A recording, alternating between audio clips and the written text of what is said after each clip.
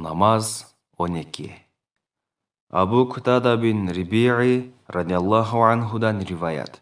Пайғамбар саллаллаху алейхи вассалам мындай деді.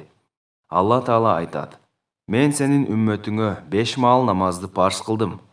Намазды өз бағында оқыған пендені бейішке кіргізем деп, өзіме-өзім убада бердім. Ал эми намазға көңіл бұрбаған пендеге менің ешқандай убадам жоқ. Қаласам кечирем, қаласам азап берем. Абу Кутада бин Риби'i радиаллаху анхудан риваят. Пайғамбар саллаллаху алейхи вассалам мындай деді. Алла Таала айтады: Мен сенің үмметіңе 5 мал намазды парыз қылдым.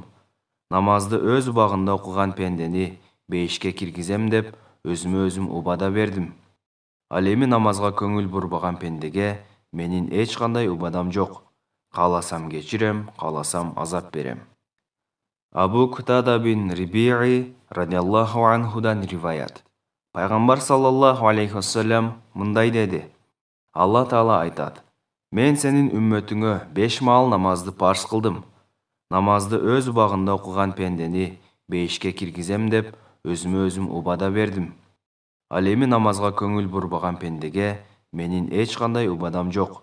Қаласам кечирем, қаласам азап берем. Абу Дауд.